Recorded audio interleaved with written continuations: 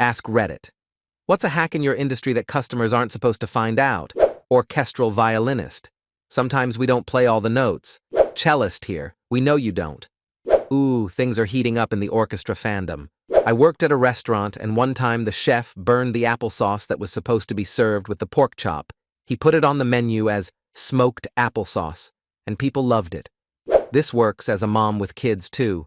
You mess up in the kitchen, get fancy with the dinner name, and kids will eat it. I joke that being a good baker isn't chemistry. It's not telling people what you had planned to make until it's out of the oven. It's not a flat failed cake, it's brownies. This was 6 to 7 years ago, so may not be relevant. But when I worked at Enterprise Rent-A-Car, the higher-ups were so tunnel-visioned on positive customer reviews that if there was any problem at all, we would write off anything from gas to whole days of rentals. We had a few repeat customers that would catch on and habitually complain about dumb shit to get parts of the bill discounted. Only a rating of completely satisfied counted, and it was tied to bonus and promotion, so a huge incentive to make people happy. Just because you're on hold doesn't mean we can't hear you. Another fun one. If you're using a chat feature, we can see what you type even before you hit enter.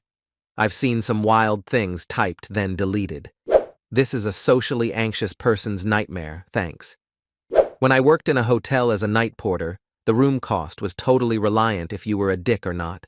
I obviously couldn't just give rooms away, but I could pretty much knock off 50%. One day, a very tired woman came in with her baby, and I couldn't get the payment to go through at all, so I did give it to her for nothing, just had to make sure she was out before 9 a.m., and I cleaned it myself. Thank you for all the upvotes, awards, and kind words. That's very kind of you. It must depend heavily on the hotel. I once walked into a hotel late and asked how much rooms were. It was more than I wanted to pay.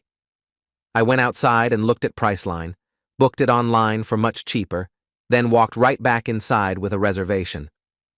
If you or a teenager you know are admitted to a name brand, expensive, or rich college, and their financial aid package isn't enough, write them and ask them for more money. Mention the other schools you were admitted to and that you received strong financial packages from them. Do not mention specific numbers unless it's a named scholarship, e.g. presidential or provost. At least 5 of my students this year got between 10 to 20K extra in scholarship money just by soliciting for it.